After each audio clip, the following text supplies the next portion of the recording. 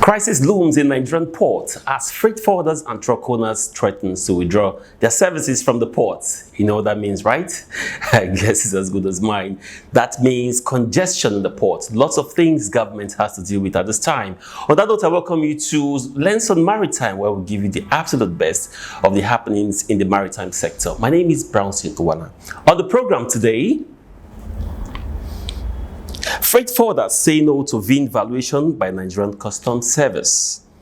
And also on the program today, truck owners to dump ETO, and Nigerian Shippers Council seek an end to extortion on port access road. We'll take a very quick break. When we come back, we'll serve you all the details. Don't go away. Welcome back. Now let's serve you all the details where the newly introduced vehicle identification number VIN valuation by the Nigerian Customs Service for the clearance of vehicle has continued to meet resistance by freight forwarders. More in this report. Business activities were at a standstill at Tin Can Highland Port as clearing agents embarked on a peaceful protest to express their displeasure over the newly introduced vehicle identification number VIN by Nigerian Customs Service for clearing of vehicles. When the protesters got to customs long room, no custom personnel was willing to address them. Some protesters who spoke to Nigerian Maritime TV bared their mind on how the VIN introduction has affected the clearing of vehicles. The essence of this protest is a policy that was implemented by federal government via the federal ministry, which we call e-invoicing. That is in the show whereby maybe you have a car, a vehicle, they know the year. When you input it into the system, it generates the amount you will pay immediately. It's a very good policy, but the problem we are having is that the status quo from manual to e-invoicing was not adhered to. We are having a higher duty. Like I have said before, in a situation whereby you have a Corolla of 2006 and 2007 that we normally pay 250, it now goes up to 2 million. What is the market value of that vehicle itself? So that is our problem.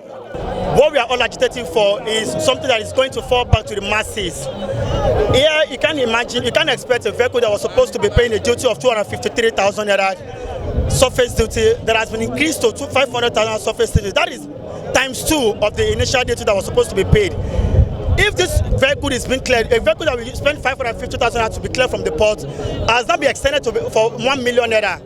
How much are we going to be paying clearing our vehicles? What is the impact is going to fall? It is falling back on the economy. It is definitely going to affect you and I. What federal government is telling us that average Nigerians do not have eligibility to use vehicles in this country. We want the Ministry of Finance to try and understand the gravity of what is really going on in the port. If they said they wanted to get more revenue, they should put everything into consideration. A vehicle whereby you are paying this, the duty you are supposed to pay in total, the surface duty of 250 or 260,000 by calculating everything is almost about 367, and you are still going to pay for the shipping company, you are paying for the terminal as well, and from 367 together with the terminal is going to like 2 million. It's on the high side. They should look to it. People are suffering. What an agitation that is. I mean, we were at that protest and we could feel the pains of these freight forwarders. Now, this call for government to really intervene quickly to meet the plight of these freight forwarders. However, leaders of freight forwarding associations have said that if caution is not applied, this might hit the nation's economy. The issue of targets, that system of federal government giving customs targets every year is a fundamental fault in policies, a fundamental fault in decision making. What we should talk about is to block revenue leakages, is to remove and erode the service of any form of corruption. If you do that, whatever should come to the federal government will come to the federal government. But wherever you give target, a man gives you the target. So what happens to the excesses? One of those that said that there is no uniform value on the clearance of vehicle For example, if you have a 2015 Camry in Tinkan, Apapa, and PTML, they will never pay the same duty. And these things are going to the same market. So this is causing serious unease for our members. It is encouraging corruption, and it is making us not to have predictability. So we expect customs, before you even implement this new policy, you need to actually collaborate with stakeholders, particularly licensed custom agents. Let us subject your value to public criticism so that you know what is happening. The introduction of VIN valuation is not helping the economy, number one. It has made the clearance of cargo, or particularly vehicle, to be stagnant in the last 4 days, number two. And vehicles are accumulating storages in our seaports. The purpose of embracing this vein is to make sure we reduce the human-to-human contact, number one. It discourages corruption, number two, and it becomes uniform. Yes, well said. I mean, we've had leadership of the associations talk about this protest, but let's take it to another level. We have the national president of National Association of Government Approved Freight Forwarders, NAGAF, joining us. Is person of Tochukwu Ezisi, of course. With him together, we'll be looking at we'll be exploring some other aspects of this protest. Good to have you on the program today, sir. Thank you. Thank you. Yes. Since last week, we've been seeing lots of protests from freight forwarders. And of course, we know the VIN valuation introduced by Nigerian Customs Service seems to be meeting some level of resistance. And freight forwarders have made lots of complaints. And I think the best way to really explore these complaints is to speak with, a field man, a practitioner like you. How has the experience been for you? Yeah, well, the introduction of VIN valuation is a welcome idea. As a matter of fact, it will make the job seamless. But there are some areas the customs did not get it right. For example, a project of that magnitude, stakeholders should have been involved so that we make our input. For example, if starting this, not starting it all the ports, we should have test run, for example, using PTML as the highest receiver of used vehicles. We might decide to practice this with PTML alone for 2 weeks and see how it goes and make other amendments while we introduce it gradually to other terminals. But they just, all of a sudden, without involving any stakeholder, they just start it all over all the terminals, which is really giving so much problem, and there are a lot of bottlenecks in the VIN valuation. For example,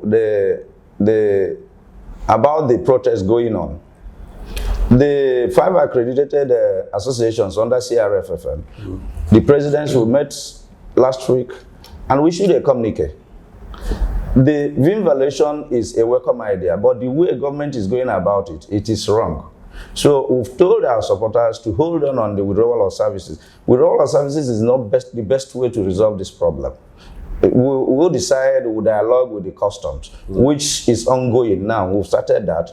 But the individual candidates are really agitating. That's why you see the protest. But from the 5 accredited associations under CRFFN, national headquarters, we are not part of it. We are taking it to other level by dialogue with the customs. And engaging the customs. Now, let's also look at the fact that one of the reasons why these guys are protesting is the fact that they feel like the actual value of this vehicle doesn't match what's in customs systems. For instance, one of the guys that, of course, you saw earlier on the report that says that, for instance, the 2007 Toyota, which he used as an example, when it's being imputed into the system, the actual value of the Toyota is $2,000. But when you put it into customs systems, it brings $10,000, for instance, and customs expects you to pay the value, the system value, instead of the actual value. So these things seems to be causing lots of controversy. Yeah, you see, that's one of the major problems, because this VIN valuation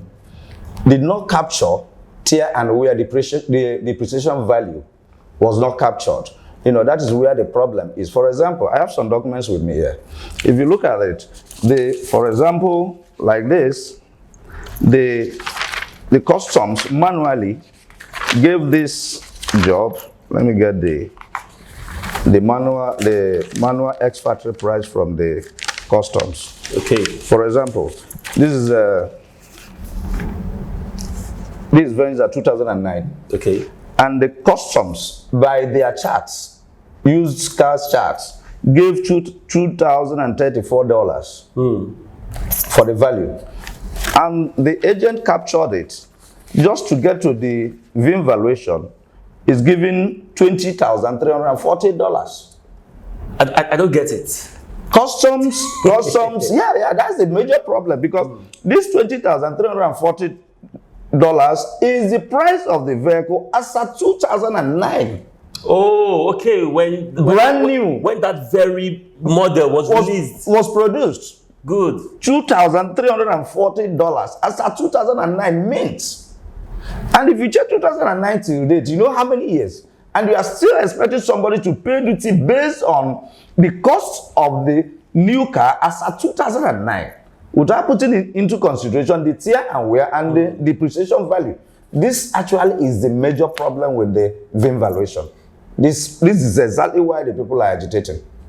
And some cases, some vehicles like Infiniti and other products, they find it difficult to key it in the system. It is only Toyota, which is very common, that one goes. But the major problem is what I have about 3 of them, the same thing. The same thing. But the annoying thing or the surprising thing there is, based on customs charts on used cars, they got 2,034. And they paid their 2034 just at the point of releasing. The VIN valuation popped up with 20,340. And they expect the freight forwarders to pay that sum. It's not possible. For 2007 Venza. 2009 Venza. 2009. Then if you work out the duty for the 20,000 something dollars, it will be about 5 something million naira for 2009 Venza. For crying out loud, who is doing that? At the end of the day, this thing hits me and you. Wow, this is surprising. Now, what if an agreement is not reached? What do you think will be the effect of this VIN valuation? Because I mean, if going by what you've just said, it means a common man may not be able to afford cars anymore. Because, I mean, if you look at even the Tokumbo cars, that is where it's going now. That is where it's going. That is why when we met the 5 presidents, we agreed we are trying to get to CGC to get an appointment with him so that we will discuss it. The withdrawal of services is not the best way, but people are angry. People are angry, you know, and it takes us back to what is happening with CRFFN. You know, the CRFFN election, we were with the minister some weeks ago. We are talking about independent candidate and association candidates. It is now putting in play because most of the people there are not under association. Because when we met with the minister, if a freight forwarder commits an offense, it is easier to fish him out from the association because the association has his data. But if you allow somebody to come in as an independent candidate, if anything happens, where do you get that person? What is happening now is typical example of what will happen if they allow these independent candidates to contest. Go and register under an association. We'll have 5 accredited associations under CRFFM. So, and the same thing they want to do now is part of what is causing the problem. As far as NAGAF is concerned, we are not part of the withdrawal of services because we've told our members to hold on, that we were sorting other means of resolving this issue. Withdrawal of services is the last thing to do. Last option. It's last option. Now, talking about dialogue, how far would you say the dialogue has been? Who is NAGAF and probably the other 5 associates dialoguing? Is it with customs? Is it with the Ministry of Finance? Because it looks like this whole confusion is between the customs valuation unit and the Ministry of Finance. Who is the association speaking with right now? Yeah, the association, first of all, now we are speaking with the Shippers Council. Then with the Shippers Council, we'll move to customs and the Ministry of Finance. We must touch all those sectors because it's not a decision customs will take alone. And it's not a decision the Federal Minister of Finance will take alone. We have to be on the round table and look at the point, look at the problem together and find a way out of it. But something has to be done. It can't go this way. That's just the truth. If you go this way, it's barbaric. Now, you see, there's that problem looming that people are not looking at. Now, vehicles are not leaving the ports. Demurrage is accruing. It's growing. What's going to happen to, let's say eventually this whole thing is being reversed or an agreement has been reached. Is the negotiation, does it also include that when agreement is reached, there won't be demurrages for this whole period? Yeah, the truth of the matter is, for now, we've not talked about the demurrage. We know the demurrage is accruing, and the congestion. The congestion is getting tougher and tougher, because now at a place like PTML, you have over 10,000 cards. Wow. Stocked there. And they have over 10, 11 ships at their anchorage. No space to put them.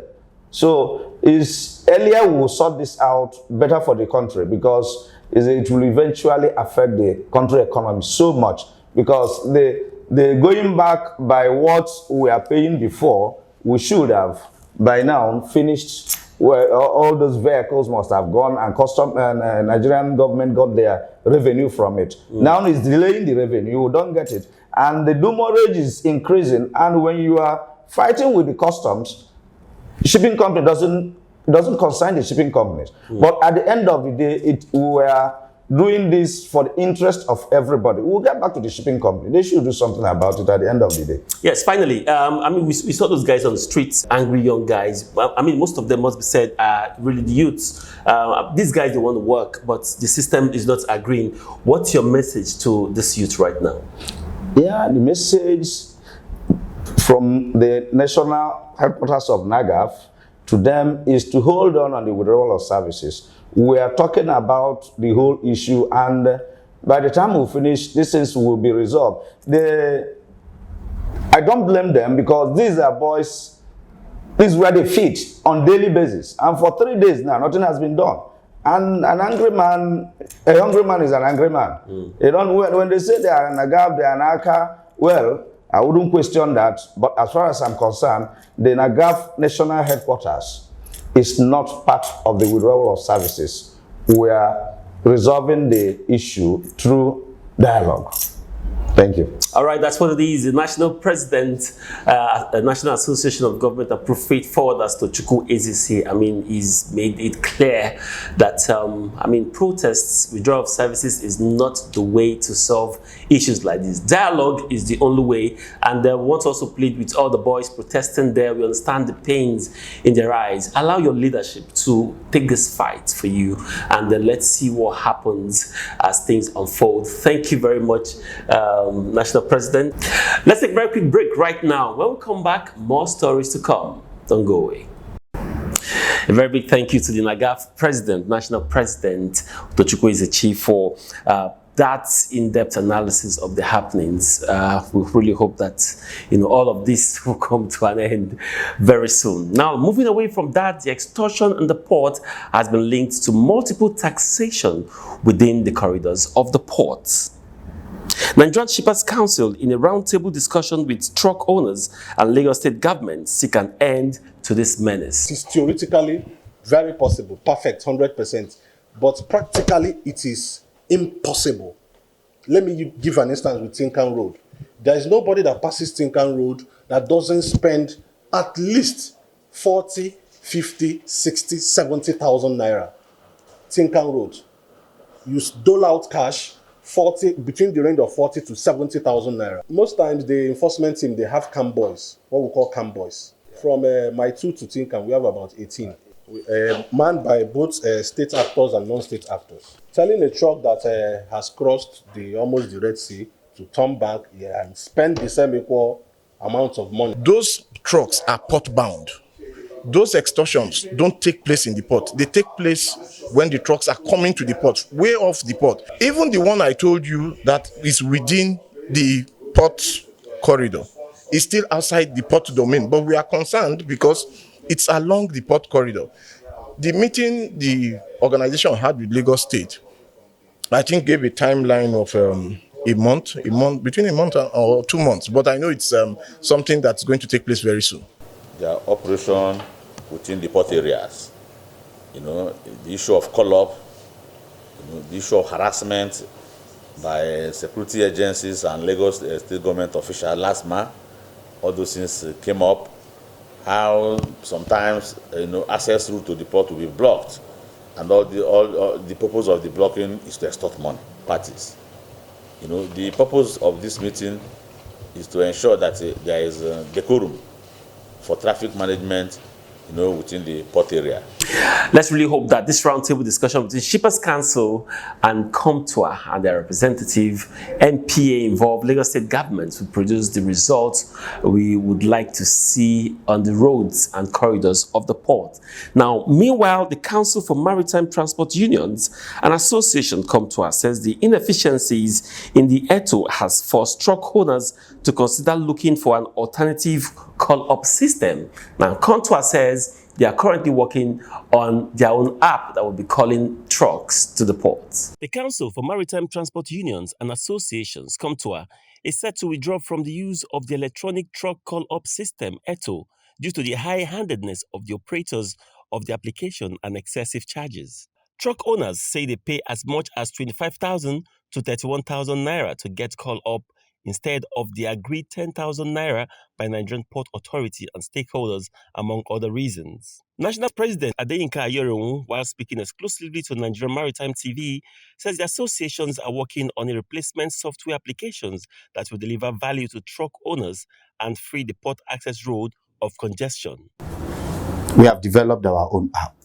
We have not named it. Eto is a Yoruba name. That they call it ETO. It means arranging something, but we have not named our own app. But the app is fully ready. The app is going to be like a market station where you have the importers, the manufacturers, the shipping companies, the terminal operators meeting at a point with our truck operators to determine what job we are going to pick when we are going to drop the container, who is going to receive the container. We want a comprehensively digitalized environment. What a show it has been today. Thank you so much for being a part of it. Now, don't forget to follow us on all our social media platforms currently displaying on your screen right now. We are, of course, on Twitter. It's Chrysolite Media, at Chrysolite Media. And of course, you can also send us email, chrysolitemedia@gmail.com.